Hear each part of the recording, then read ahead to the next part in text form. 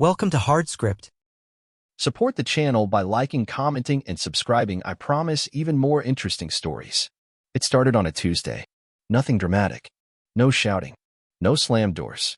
Just a quiet voice, half laughing, floating in from the kitchen while I sat in the other room, scrolling through a half-finished email.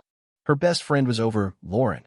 The one she always gets too loud with after 2 glasses of Cabernet. I wasn't listening. Not intentionally. But sometimes, words find you anyway. Through the hallway. Through the walls. Through whatever thin line still separates love from whatever comes after it dies. And what I heard was this. He's not a bad guy. He's just boring. Pause. Then more laughter. And something quieter. Sometimes I wonder what it would be like to go on a date with my boss. Just to feel something again. She said it like a joke. A whisper. A drunken musing tossed between 2 women over cheap wine. But I heard it. Every syllable.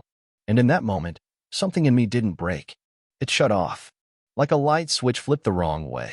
No confrontation. No, what did you just say? I didn't get up. I didn't walk in. I just sat there. Still. Frozen. And I realized something no man wants to admit. The person I built a life with was entertaining the idea of someone else. Not with action. Not yet. But in thought. And thought is where betrayal begins. That night, I brushed my teeth next to her. She smiled. Talked about the pasta she and Lauren made. The show they started on Netflix.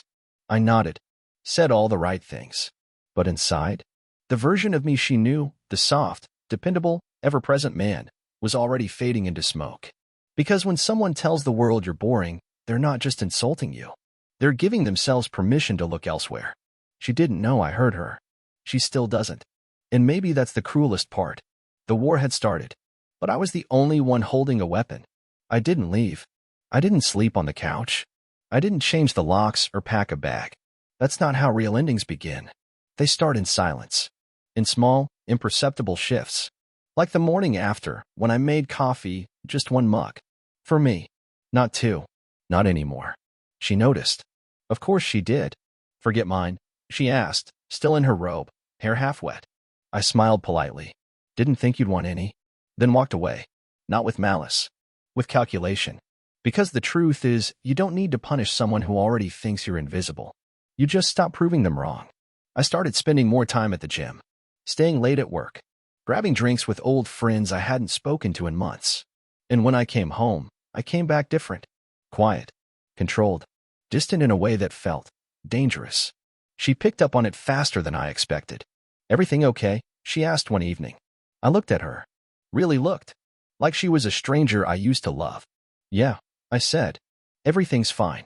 That's the sentence that terrifies them the most. Not the yelling. Not the threats. Everything's fine. Because it means the storm isn't coming. It already passed. She tried to re-engage, small talk, soft laughs, a hand on my shoulder while I cooked dinner. But I moved just slightly out of reach. Every time. No drama. Just distance.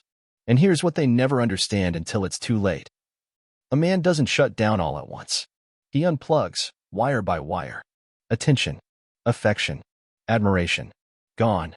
One morning, she came out dressed for work, sharp, confident, maybe hoping I'd notice. I didn't. She lingered in the doorway. You didn't say anything. About what? My dress. I looked up, paused.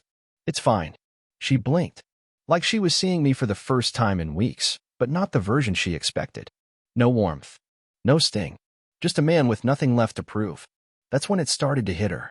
I wasn't angry. I was done playing the part. And the scariest men aren't the ones who explode. They're the ones who go quiet and never come back. There's a point where pain becomes quiet. Not numb-focused. I wasn't spiraling. I wasn't angry. I was observing. Everything. Her movements. Her tone. The way her phone stayed closer to her now. The nervous laugh when I entered a room. The glances that didn't land. She thought I was checked out. But I'd never been more aware. At night, she'd fall asleep fast, or fake it. And I'd lie there, eyes open, cataloging memories like crime scene photos. Not trying to rewrite history. Trying to see what I missed. That's what they don't tell you about betrayal. It doesn't stab, it erodes. You go back, frame by frame, wondering when the rot started. When she stopped loving. When you stopped noticing. And the worst part? You realize it wasn't sudden. It was casual. Gradual. Almost polite. I remembered the way she used to look at me when I walked into a room. Now she looked through me. I thought maybe it was routine. Maybe time dulled the spark. But now I knew better. It wasn't that I changed. It's that she outgrew the version of me she created in her head, the stable guy, the good man, the safe option. And once that fantasy wore off, she got bored. Not because I lacked value. Because she lacked depth. That's the part no one wants to admit. Sometimes, the betrayal isn't malicious. It's careless. Thoughtless. Like tossing a match into dry grass just to see if it'll burn. And when I heard her say it, he's not a bad guy. He's just boring. That was the moment the match hit. But she forgot one thing. Men like me, when we burn, we don't light up. We go dark. That week, I stopped filling her gas tank. Stopped grabbing her favorite snacks from the store. Stopped texting her when I'd be late. She didn't say anything directly, but her eyes did. Confusion. Frustration. Fear. Like she could sense the ground shifting, but didn't know where the cracks were. And I gave her nothing to hold on to. No anger. No guilt. No validation. Because the most powerful position a man can take is silence, paired with certainty. I wasn't lost. I wasn't confused. I was recalibrating. Not how to love her again, but whether she was still worthy of it. They say you don't notice the warmth of a flame until it's gone. She didn't notice me leaving. Because I didn't walk out the door, I pulled myself out of the room, inch by inch, without sound. And now, she was starting to feel the cold. She'd wake earlier than usual. Make 2 coffees, one for her, one for me, and leave mine on the counter like some broken olive branch. But I didn't touch it. Not out of cruelty. Out of clarity. The gestures were too late. Too calculated. Too empty. She started texting more during the day. Small things. Want anything from the store? Hope your meeting went well. Miss you. I responded with the same energy she once gave me, lukewarm, surface level, unbothered. It was strange to watch her start trying. But only after I stopped. At dinner, she wore lipstick. Red. She hadn't worn red in months. Big day at work? I asked, keeping my eyes on the plate. No, just felt like it. She smiled. I didn't. The mirror had flipped. For years, I was the one planning dates, leaving notes, keeping something alive she'd already buried. Now she was on the other side. And the panic behind her eyes told me she didn't like the view. That week, I got a message from a woman I worked with. Nothing inappropriate. Just a casual compliment after a team presentation. But it hit different. Not because I was looking for validation, but because I hadn't even realized how invisible I'd become in my own home. That message didn't mean anything, but it reminded me of something I forgot. I still had gravity. I still mattered. And suddenly, her words from that night, the ones whispered over wine, started to decay. He's not a bad guy. He's just boring. Boring? No. I was consistent. I was calm. I was loyal. And now, I was done performing for someone who mistook peace for passivity. She came into the living room that night wearing the old shirt I always said looked good on her. She sat next to me. Too close. But I didn't move. Not away. Not toward. She said, I've been thinking about us. I said, same. Silence. She waited for me to ask what she meant. I didn't. Because the moment you stop begging for connection is the moment they realize they lost control. I wasn't punishing her. I was reflecting her. And nothing is harder to face than your own reflection when it's no longer flattering. You'd think she would have noticed it sooner, the silence, the stillness, the absence of need. But no. People like her only feel the shift when they're no longer the center of gravity. Now she was orbiting me. She began doing things I hadn't seen in years. Cooking real meals, not just takeout. Asking me to join her on walks. Laughing too loudly at jokes I didn't make. Touching my arm in the kitchen. Looking for connection where she once poured indifference. But by then, I wasn't the man she remembered. I didn't crave her touch. I didn't chase her attention. I didn't need her to choose me. Because I'd already started choosing myself. One afternoon, I came home late from work. No explanation. No excuse. She stood by the doorway, clearly waiting to ask where I'd been. But instead, she just said, I made dinner. I looked at the table. 2 plates. Candles. A bottle of wine. The kind of effort that used to be rare. Thanks, I said. But I already ate. The way her smile faltered, it wasn't just disappointment. It was recognition. She was no longer in control of the emotional temperature. The next day, I got another message from the same coworker. This time, she asked if I wanted to grab coffee sometime. I didn't respond. Not because I couldn't. Because I didn't need to. I wasn't looking to replace her. I was learning to exist without her. And that's what scared her most. She came into the bedroom late that night, stood in the doorway, and said, "You've changed." I looked up from my book. I had to. She didn't argue. She just stood there. For a second, I saw something behind her eyes I hadn't seen in years: vulnerability. Not the kind she weaponized. The real kind. She sat on the edge of the bed. "I didn't mean what I said to Lauren. About the boss. About you being boring. I was just venting. Trying to sound funny. It was stupid." I closed the book. "You don't have to explain. I heard what I heard. But it didn't mean anything. It meant enough to shift something in me," I said. "And that's not your fault. That's just the truth." She looked down. "I want to fix it." "You can't fix something you don't understand," I said. "And I don't think you really understand what that night did." There was no anger in my voice. No sharpness. Just calm. And that scared her more than if I had screamed. She left the room quietly. But I knew she didn't sleep. Neither did I. Because in that moment, we both realized something terrifying. She started the fire. But I learned how to live in it. Regret has a sound. It's not crying. It's not yelling. It's the soft click of a spoon against an untouched bowl of cereal. It's the shuffle of footsteps that hesitate outside a closed door. It's the sigh that escapes when no one is around to hear it. And she was full of it now. Regret didn't flood in all at once. It leaked. Through little moments she thought I wouldn't notice. The way she started watching me when I walked into her room. The hesitation in her voice when she said good night. The extra seconds her eyes held on mine, like she was looking for a version of me that might forgive her. But I wasn't giving her what she wanted. I wasn't cold. I wasn't cruel. I was just resolved. One evening, we sat across from each other at the kitchen table. No TV. No phones. She stirred her tea like it held answers. And then she said, quietly, "I miss us." I looked up. Not surprised. Not moved. Just listening. "I think I messed up," she added. "I was stupid. Selfish." She paused. "I said those things to Lauren because I was scared. Scared that maybe our life, got too quiet. And instead of talking to you, I made a joke. A really bad one." I didn't interrupt. "I don't want anyone else," she said. "Not my boss, not anyone. I just wanted to feel like I mattered again." I took a breath. Not a deep one. Just enough to steady the truth. "You mattered. Even when I didn't." That landed. Hard. "I know," she said, tears forming. "And I see that now. But I don't know if it's too late." I looked at her for a long time. Not because I didn't know what to say, but because I wasn't sure if I needed to say anything at all. She was unraveling. Not because she was losing me, but because she realized I was already gone. Emotionally, mentally, maybe even spiritually. The version of me who would have held her hand, brushed her hair from her face, and told her, "We'll work through it." He wasn't here anymore. What remained was a man who had learned to live without her love, who had built strength in solitude, who had discovered something dangerous.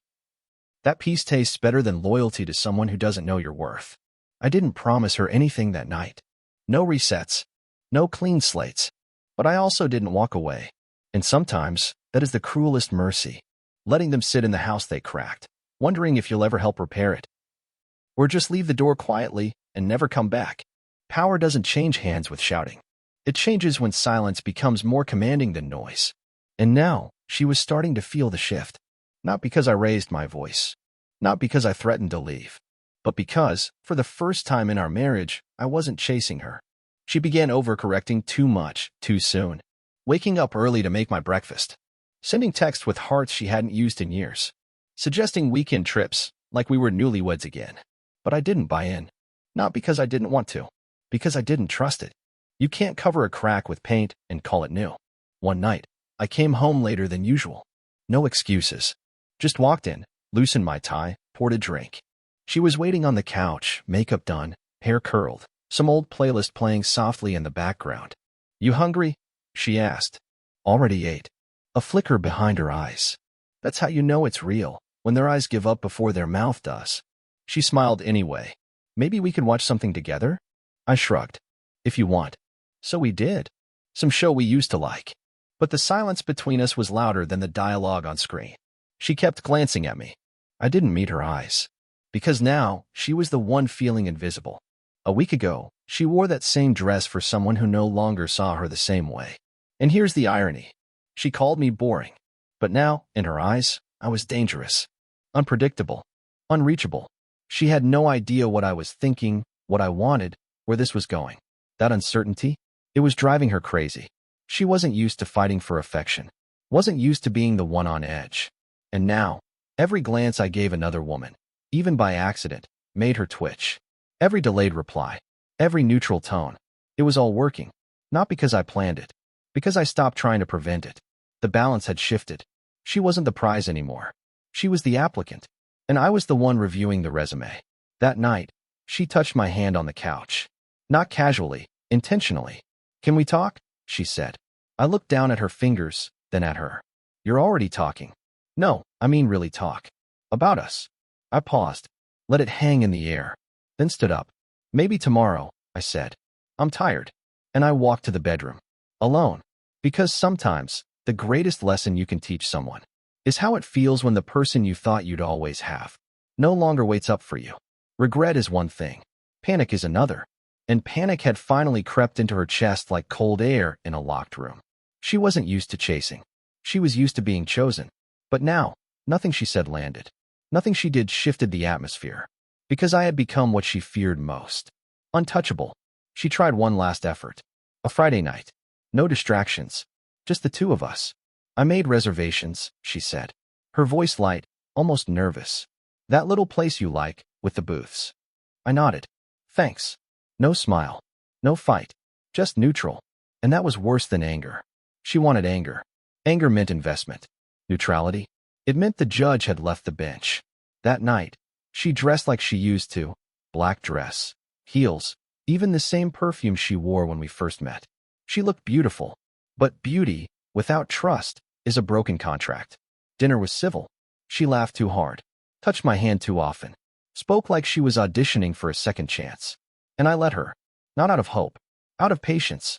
Because I wanted to see just how far she'd go before admitting what I already knew. That this wasn't about love anymore. This was survival. On the drive home, she finally cracked. "You don't look at me the same," she said. I didn't respond. She turned in her seat. "You don't touch me. You don't ask where I've been. You don't care, do you?" Still, I said nothing. And that silence? That was the funeral. Because she started to cry. Not loudly. Not performatively. But the kind of cry that comes when you realize something is truly gone. "I know I messed up," she whispered. "And I know I can't erase it. But I thought maybe you still loved me enough to try." I parked the car. Turned off the engine. Let the quiet stretch so far. Even her breath felt too loud. Then I looked at her. Direct. Calm. Steady. "I did love you enough to try," I said. "But you didn't." Her face crumpled. Not just from the words. From the weight of knowing they were true. "You told someone I was boring," I continued. "You wanted to feel something again, even if it meant imagining someone else in my place.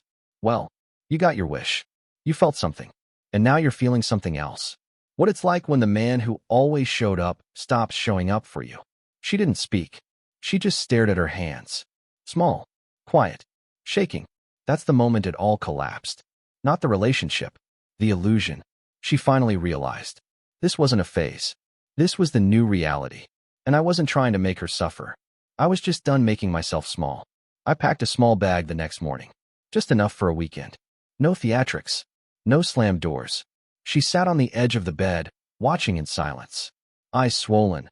Face pale, the bravado long gone. She didn't ask where I was going. Maybe because she already knew the answer. I wasn't escaping. I was creating space. Space to think. Space to breathe. Space to remember who I was before I became a background character in my own life. At the door, she stood. "Are you leaving for good?" I paused. "I don't know yet. Honest." And that's what made it land like a punch. I spent those next 2 days in a rented cabin an hour outside the city. No signal. No noise. Just air and silence. And in that quiet, I broke down every layer. Not out of weakness, out of necessity. I asked myself the questions no one wants to answer. Was I staying because I loved her? Or because I feared starting over? Was I willing to forgive? Or just too tired to fight anymore? Could we rebuild something real? Or was I just afraid to let go of the time I'd already spent? And here's what I realized. Forgiveness isn't softness. It's strength. But only when given to someone who's earned it. When I returned, she was home. No makeup. No words. Just a letter on the table with my name on it. I opened it. It wasn't poetic. It wasn't manipulative. It was raw. She wrote about the fear she'd been carrying. The way she mistook routine for emptiness. How she thought laughter with friends replaced intimacy with a husband. She wrote that she'd failed me, not because she flirted or fantasized, but because she made me feel invisible. She didn't ask for forgiveness. She asked for a chance to be better, to rebuild something with me, not just for me. And at the end, just 2 lines. If you stay, I won't try to rewind. I'll try to relearn you. I sat in silence, not out of confusion, out of weight. This was the crossroads. I had every right to walk. I had the power, the clarity, the control. But then I remembered something my father once said. Pride can keep you warm, but it won't hold you at night. So I stepped into the living room. She looked up, unsure, bracing for impact. I didn't smile, but I didn't walk away either. I'm not coming back to the old version of us, I said. If we're doing this, we're building from scratch. Brutally honest. No pretending. No comfort zones. She nodded. I'm ready. And for the first time in months, I believed her. Forgiveness isn't a reset button. It's a contract. Signed in silence. Sealed with boundaries. When I chose to stay, I didn't promise her the man I used to be. I promised myself that I wouldn't forget the man I became while she let me fade. We didn't go out to celebrate. No date night, no champagne, no symbolic gestures. We stayed in. She cooked. I set the table. Quiet. Careful. Like 2 people trying to learn a language they used to speak fluently, but now stutter through. I didn't reach for her hand. She didn't beg for closeness. We just existed in the same room, and for once, that was enough. Because rebuilding doesn't start with passion. It starts with patience. The next few weeks were filled with recalibration. Not romance. Reality. She asked questions she never dared before. When did I stop making you feel seen? What did I miss while I was pretending we were fine? Why didn't you tell me sooner? I answered, not to hurt her, but to show her that I had tried, that she just hadn't listened. We set boundaries, not rules. Agreements. No more passive remarks dressed as jokes. No more emotional withdrawal during conflict. No more third-party venting about problems she never brought to me. We started going to therapy, together and separately. And it was ugly at first. She cried. I didn't. She apologized.